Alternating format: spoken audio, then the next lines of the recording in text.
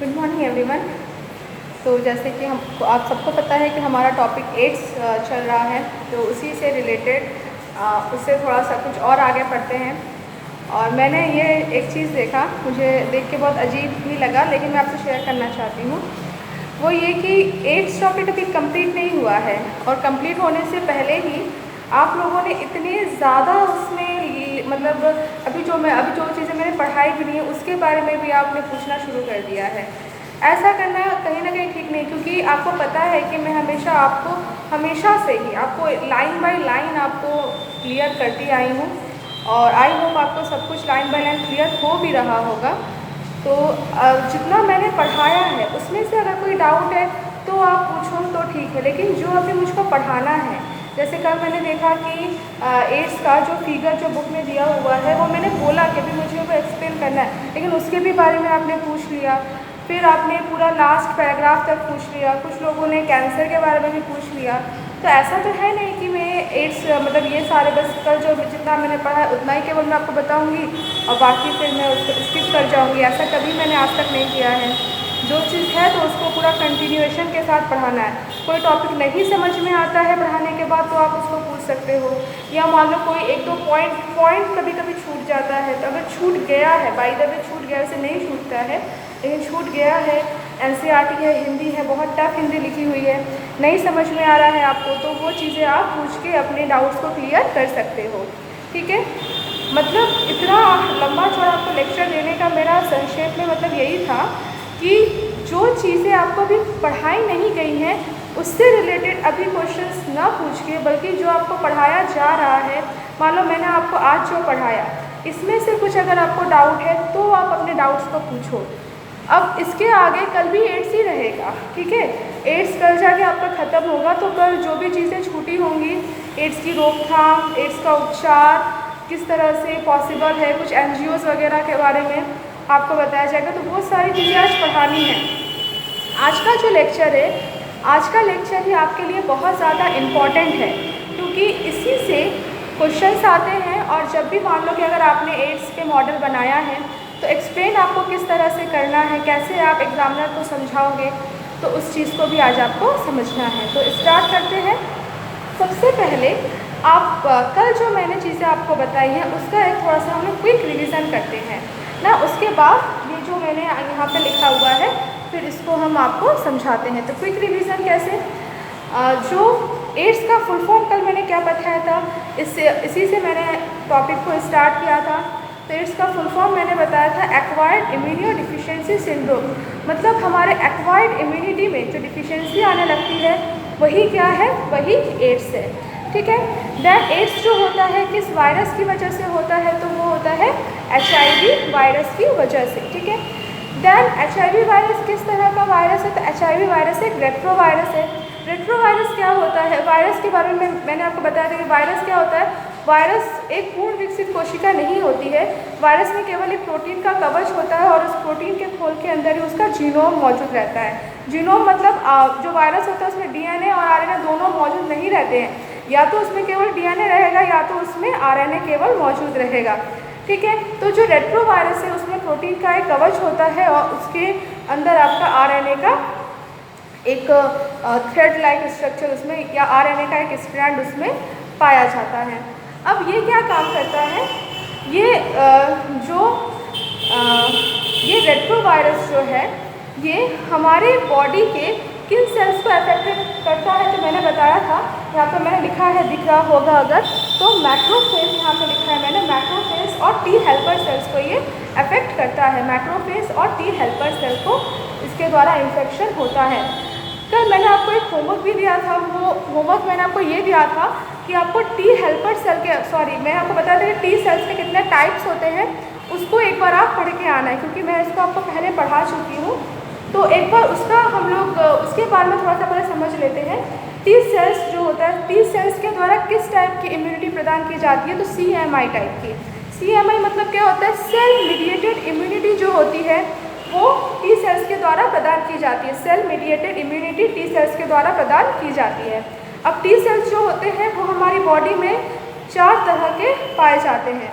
ठीक है, कौन कौन से होता है, सबसे पहला होता है killer T cell. Killer T cell अर्थात जो क्या करते हैं, कोई भी अगर बाहर से कोई भी अगर सेलुलर ऑर्गेनिज्म या कोई सेल का ट्रांसप्लांट होता है, कोई ऑर्गन का ट्रांसप्लांट होता है, तो उसमें सबसे पहले जो अटैक होता है वो इसी के द्वारा अर्थात किलर टी सेल के द्वारा वो अटैक किया जाता है। देन आपका होता है हेल्पर टी सेल। ठीक है, तो हेल्पर टी सेल सबसे मोस्ट इम्पॉर्टेंट टी सेल होता है। क्यों? क्योंकि ये सेल मेडिएटेड इम्यूनिटी तो प्रदान करता ही है, दैट मीन्स ये किलर टी सेल की हेल्प तो करता ही है, साथ ही साथ में एंटीबॉडी मीडिएटेड इम्यूनिटी को भी ये प्रदान करता है, मतलब बी सेल्स जो एंटीबॉडी बनाते हैं उनकी भी ये हेल्प करता है। तो अगर चारों टी सेल्स में पूछा जाए कि सबसे ज़्यादा इम्पॉर्टेंट कौन सा है, तो टी हेल्पर सेल, क्योंकि टी हेल्पर सेल खराब हो गया तो पूरा का पूरा इम्यून सिस्टम उससे डिस्टर्ब हो जाएगा। कैसे? क्योंकि जो टी हेल्पर सेल होता है, हेल्पर मतलब ये हेल्प करते हैं किलर टी सेल के बनने में, एंड अदर वे में क्या होता है, टी सेल्स ही हेल्प करते हैं। मैंने आपको बताया था कि बी सेल्स एंटीबॉडी बनाता है, लेकिन टी सेल उनकी हेल्प करते हैं। तो टी सेल में भी कौन से सेल्स के द्वारा हेल्प किया जाता है, तो टी सेल्स में भी उनके ये टी हेल्पर सेल क्या करता है, एंटीबॉडीज़ को बनाने में हेल्प करता है। तो अगर ये डिस्टर्ब हुआ बॉडी में तो पूरा का पूरा इम्यून सिस्टम हमारा डिस्टर्ब हो जाएगा, कोई भी एंटीबॉडी हमारे बॉडी में बन ही नहीं पाएगी। ठीक, उसके बाद थर्ड टाइप का जो टी सेल होता है वो होता है suppressor T cell. Suppressor T cells का मतलब क्या होता है, जब हमारी बॉडी में पैथोजन पूरी तरह से ख़त्म हो जाते हैं तो क्या होता है, बी सेल्स और टी सेल्स को अपनी सक्रियता को कम करना पड़ता है, उनको सप्रेस होना पड़ता है।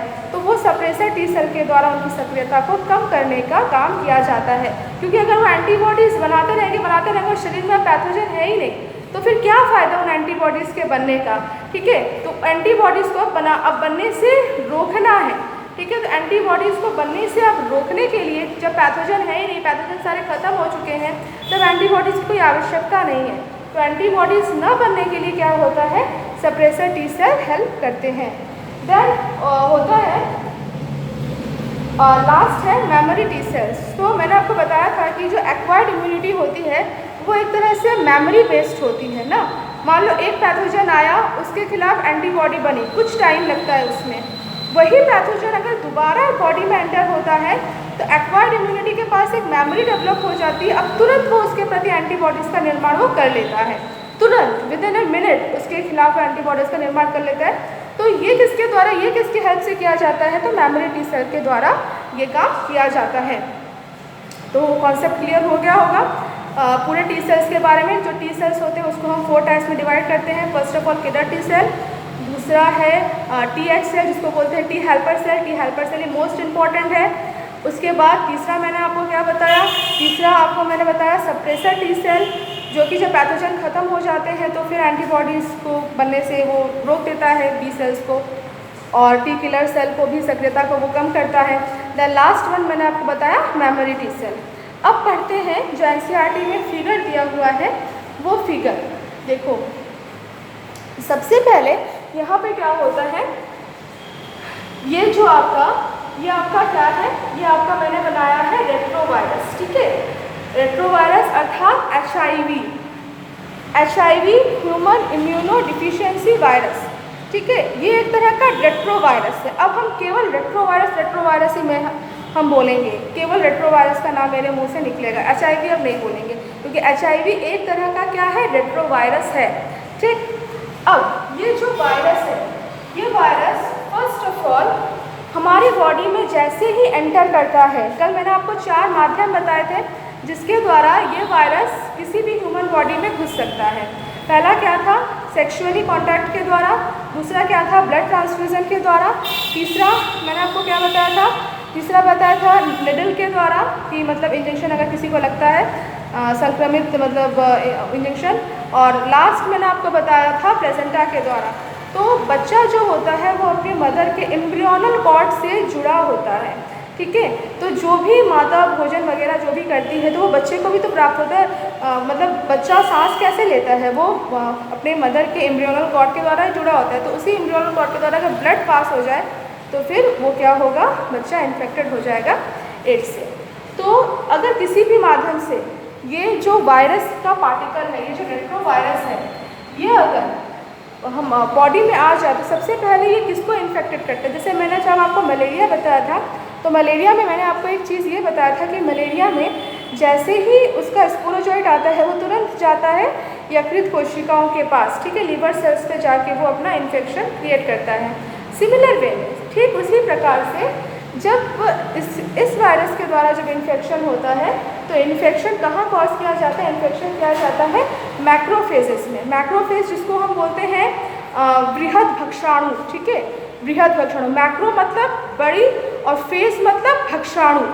ये क्या काम करती है? नॉर्मली इसका अगर काम बताएं तो सपोज करो कोई भी इस तरह से पैथोजन हमारी बॉडी में आया है, ये पैथोजन को क्या करती है, और ये मैक्रोफेज है, सबसे पहले ये इसके पास जाएगा, इसके कांटेक्ट में होगा और इसके कांटेक्ट में जाने के बाद फिर क्या होगा, अपने में ये इस तरह का कुछ निर्माण कर लेगा और इसको अपने अंदर इस तरह से घुसा लेगा। दैन फिर क्या होगा, ये पूरी तरह से इसको अपने अंदर एंटर करवा के उस पैथोजन को ये मार देगा, ठीक है। तो ये कुछ होता है मैक्रोफेजेस का फंक्शन। मैक्रोफेजेस कुछ इस तरह से काम करते हैं। तो जैसे ही वायरस बॉडी में जाता है वो सबसे पहले इन्फेक्शन क्रिएट करता है मैक्रोफेजेस के ऊपर और टी हेल्पर सेल्स के ऊपर, ठीक, इतना आपको याद रहेगा। उसके बाद होता क्या है, अब कोई भी कोशिका है, मैक्रोफेज एक सेल है, टी हेल्पर सेल एक सेल है, ठीक है। तो कोई भी सेल है तो वो सेल क्या होगा, उसके ऊपर उसके पास प्लाज्मा मेम्ब्रेन होती है ना, पढ़ा है ना आपने, तो प्लाज्मा मेम्ब्रेन पे जाके वो क्या होगा, चिपक जाएगा, ठीक है। अब प्लाज्मा मेम्ब्रेन से ये जो रेट्रोवायरस है वो अटैच हो जाएगा।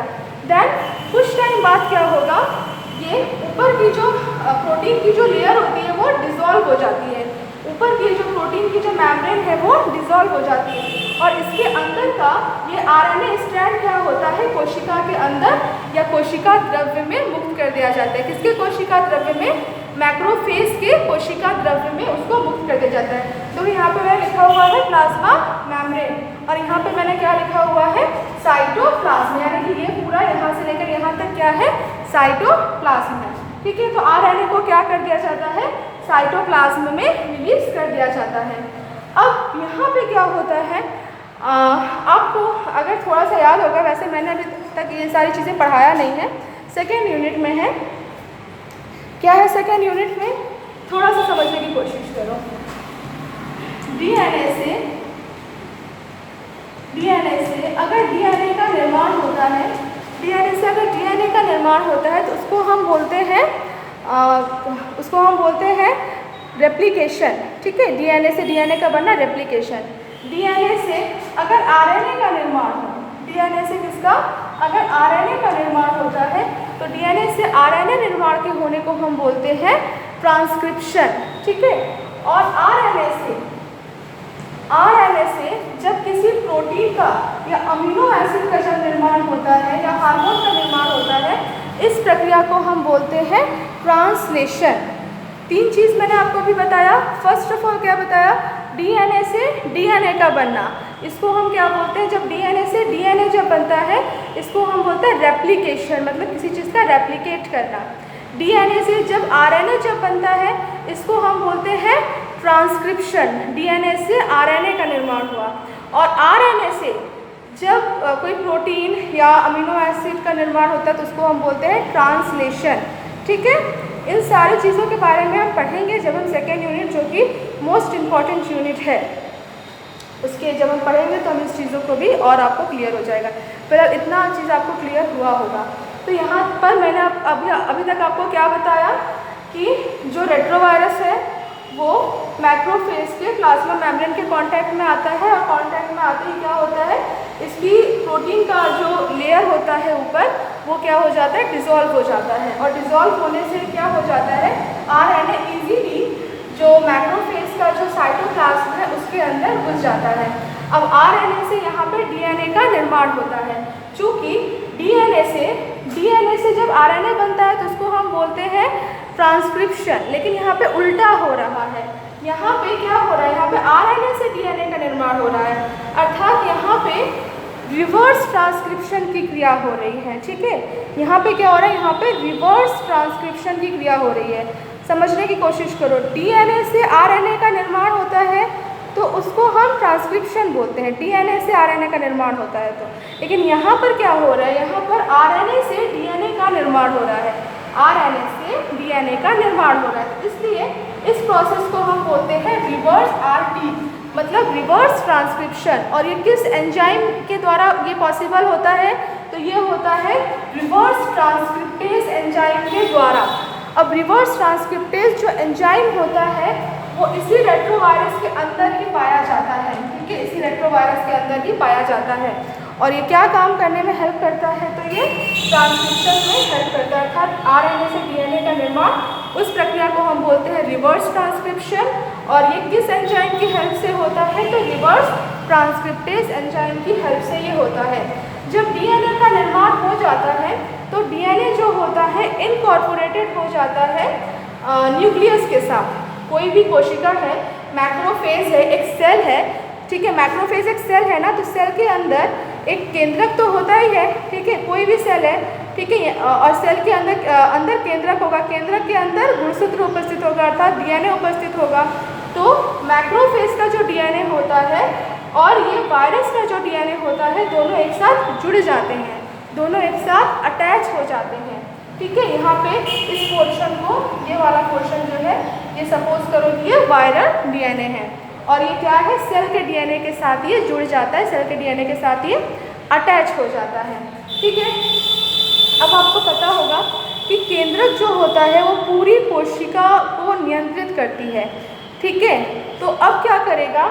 जैसे ही ये वायरल DNA इस न्यूक्लियस के DNA के साथ जाके अटैच हो जाएगा, तो अब ये इस केंद्रक को, मतलब अब ये इस केंद्रक को एक तरह से नियंत्रित कर लेगा, कि मतलब अपने नियंत्रण में ले लेगा और बोलेगा बहुत सारे RNA का निर्माण करो।